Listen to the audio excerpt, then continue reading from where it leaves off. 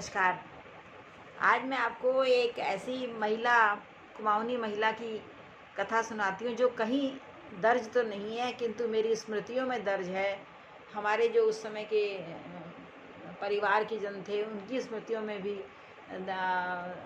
दर्ज रही होगी। और उन सदस्यों में जो जीवित सदस्य हैं उनमें सिर्फ अब मैं बची हूँ, तो मैं चाहती हूँ कि उसके बारे में मैं आपको बताऊँ। इसका मैंने नाम रखा है वह जीवट महिला, साहसी महिला। हम सदैव अपने अंदर साहस और कर्तव्य निष्ठा के बीज अपने परिवार से ही नहीं वरन आसपास अपने घर आने वालों से भी आत्मसात करते हैं। हमारा मन मस्तिष्क एक सोखता कागज सा उसको समोहित कर अपने अवचेतन मस्तिष्क में परत दर परत समाहित होता रहता है। जब किसी साहसी जीवट कार्य के बाद हम सोचते हैं कि ऐसा हमने कैसे किया, कहाँ से इतना उत्साह और कर्मठता पाई, तो उसका स्रोत यही सब होता है जो हमारे आसपास गुजरता है और हम वह कराते हैं और कर आते हैं जो दुर्धर और दुर्गम काज होता है। मैंने कुछ कार्य किए, लोगों ने मेरी प्रशंसा की, तो उसके पीछे का मैं आपको सत्य बता रही हूँ। हमारे घर में एक लंबी काली और वृद्ध सी दिखने वाली स्त्री आया करती थी और मेरी माँ से सीधे कुमाऊनी में वार्ता करती थी। मेरी माँ, जो अपनी बोली बोलने वाले से प्रभावित हुई थी, ने उन्हें समुचित सम्मान दिया। हमारा पहला परिचय था उनसे और हम तभी उस नगर में स्थानांतरित होकर आए थे। और उसी दिन दोनों दो दोस्त जैसा व्यवहार करने लगी, मेरी माँ और वो स्त्री। उनकी कहानी इस प्रकार थी। वह सतराली गांव, जो अल्मोड़े के ताकुला तहसील में आता था, से थी।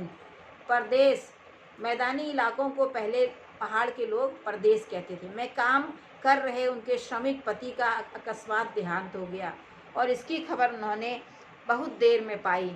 न कोई हर्जाना, न जीवन बीमा, न कहीं से कोई राहत। यहाँ पहाड़ में एक बेल की खेत, टूटा फूटा सा घर और 3 लड़के जो 8 से 1 वर्ष की अवस्था के थे और उनके पति ने सबसे छोटे पुत्र को अब तक देखा भी न था। समझ न आया उन्हें कि वह अब क्या करें। पति के अंतिम दर्शन तक न किए। बस उनका जेवर पेटीकोट के अंदर जेब बनाकर एक बक्सा, 2 झोले लेकर चल पड़ी। शहर तक का नाम पता नहीं था। गांव वालों ने रोका पर रुकी नहीं। पड़ोसन को अपनी गाय सौंप कर निकल पड़ी पति की खोज में। यहाँ तक कि यह भी नहीं पता था कि वो काम क्या करता था, किस शहर में रहता था। इतना सुना था कि दिल्ली के पास मेरठ में दिहाड़ी श्रमिक था। दिहाड़ी मतलब होता है रोज रोज जो काम करते हैं उसके बदले में जो पैसा मिलता है।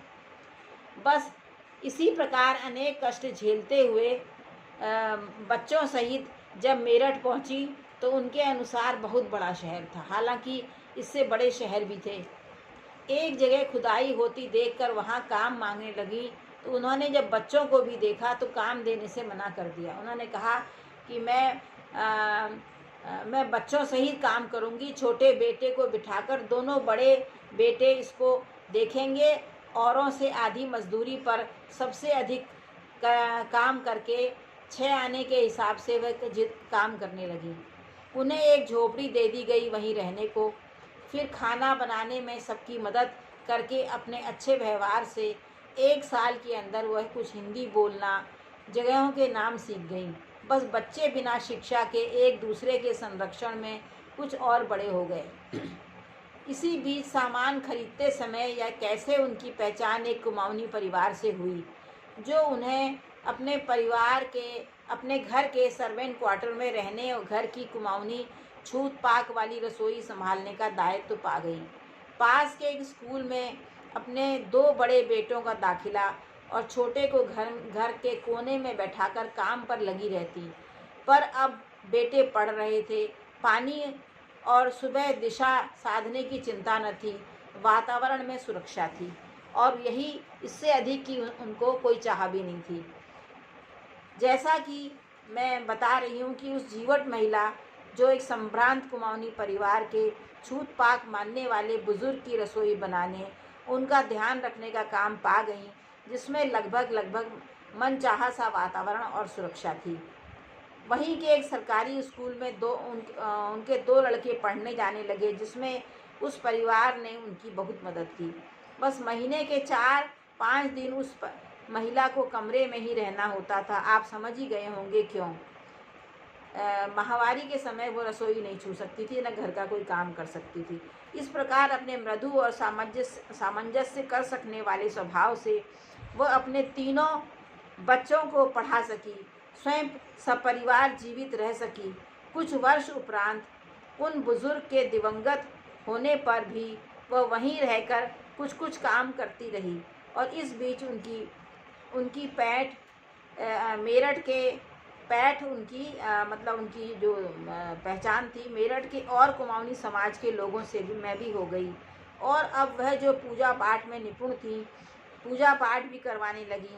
उस निरक्षर महिला को बहुत मंत्र स्तोत्र स्वसर याद थे, ढोलक बजाना, संस्कार गीत वह बखूबी जानती थी। अब वह जच्चा बच्चा की मालिश, ग्रहदान, ग्रहणदान, नामकरण में सुरवा पकड़ना, लोगों के यहाँ ऐपण देना, प्रसाद बनाना, पूजा की तैयारी करना सब करने लगी।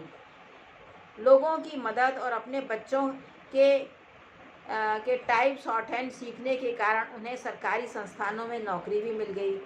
जिस समय वह हमारे यहाँ आती थी, उनके 2 पुत्र नौकरी पा चुके थे और छोटा बेटा पढ़ रहा था।